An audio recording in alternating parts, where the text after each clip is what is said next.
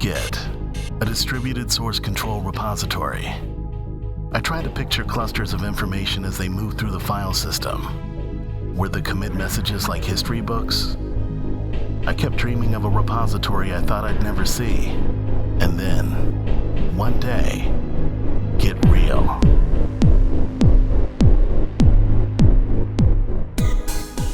You're watching Level 1 of Get Real. I'm Greg Pollock, and in this level, we're going to go over some of the real basics of using Git. So if you're already familiar with these basics, maybe you did try Git, feel free to skip over the video and go straight to the challenges. The first time I got a gig working with the web, it was pretty typical. So there I was, first day on the job, and I needed to edit a website. I was told to FTP the file down, make changes locally, and FTP them back up, which works fine until you find out there's somebody else who's also working on the project, and at times they may pull down the same file, make changes, and you both may try to upload and overwrite each other's changes, and it's just a big mess. This is where you might need a version control system. So what is a source control repository and what does it do for you? Well, the first thing it does is it deals with these sort of situations where you have two different people working on the same file and you both check in that same file. It will try to merge that file for you. The second and more important thing is that it works as a time capsule. So over time, as you make changes to files and you check them into your source control, it keeps a time log so that you have a complete history of all the files that have changed and even why they changed. You can see these are all the different versions in version control. Up until recently, most version control systems used a centralized repository. What this means is that you have multiple people, and when they make changes and they make commits and store that in the history, it's all going to one central repository, one server. Some version control systems, like Git, are distributed. This means that everybody has a complete copy of the repo. The nice thing about this is that you can make commits really quickly. You can work on it offline, and well, everybody has a complete copy. That way, if one gets destroyed, well, everybody has a copy of the repo. Unlike working with a centralized repository, well, if you lose all your backups and the server goes down, well, you're kind of out of luck. So now you know what it means when we call Git a distributed version control system, or DVCS. Git was created by Linus Torvalds when he was working on the Linux operating system, and he lost access to the proprietary version control system he was using.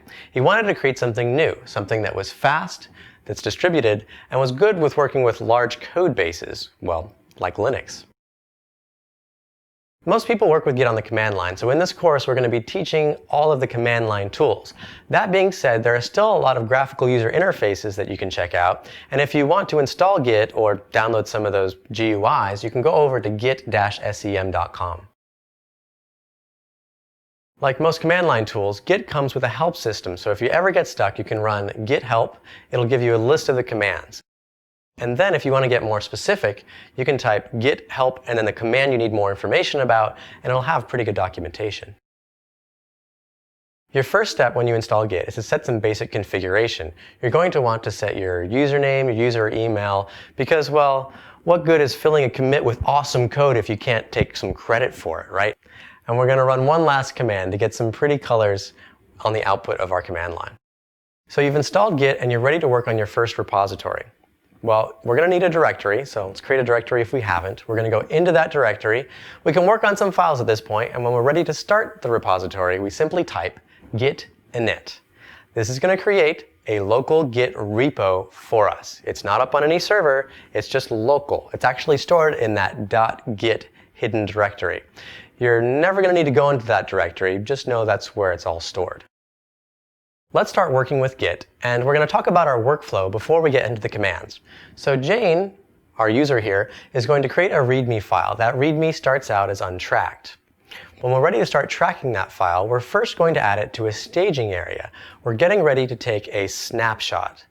Then we're going to create our first commit. And a commit is basically like taking a snapshot of those files that we put on the stage.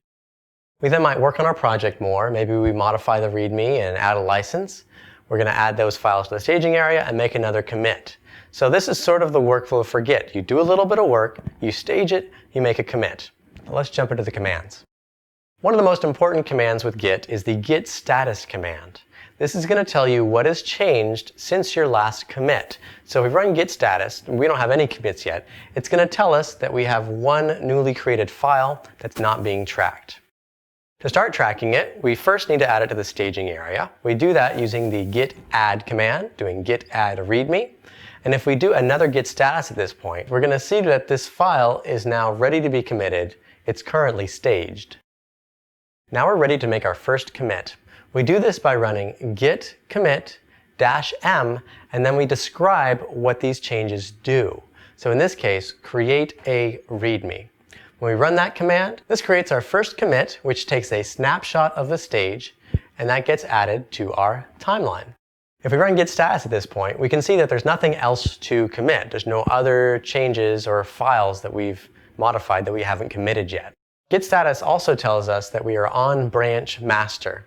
All you have to understand here is that we've got one main timeline at this point, and we're going to call it master. We'll get more into branches on level 3. Now we're going to actually do some work on some files. We're going to modify the README and add a license. Now if we run git status, we're going to see that our tracked file, README, has been modified. It's keeping an eye on that file, so it knows it's been modified. And we have a new file we need to add that's not tracked, called license. We want to commit both these files, so we need to add them both to the staging area. We can do this by simply doing git add and listing both of the files, or we can do git add --all, which will add all new modified or deleted files to our stage. Now if we run git status again, we're going to see we have two files that are ready to be committed. So from here, we need to go back and do another commit. So here you can see we do git commit -m. Now we can commit our changes off of the stage and specify what the commit does, in this case add license and finish readme. This is going to create a snapshot and add a commit to the top of our timeline. Now we have two commits, but how do we list from the command line what those are? How do we look at the history? That's where the git log command comes in. So if we run it here, we can see we have our two commits listing the author, the date, and our commit message. As you can imagine, when you're working on a larger project, commit messages are very, very important. And so you want to try to be as descriptive as possible as to what they do. Plus, it's good to keep in the present tense, not the past tense. I could have said created a README file. It might be tempting to do that. But what you want to do is think about what the commit does. In this case, create a README. Now we're going to go over some different ways to use the add command. As you saw, you can just simply list out files. You can use git add --all. Git add star.txt will add all the text files in the current directory. If we want, we can specify a directory like docs/star.txt. We can also just add all the files in a specific directory and all of its subdirectories by doing git add docs. And lastly, if you put quotes around star.txt, it's going to go add all the text files in the entire project. You've reached the end of level 1. It's time to start running your own commands and get real.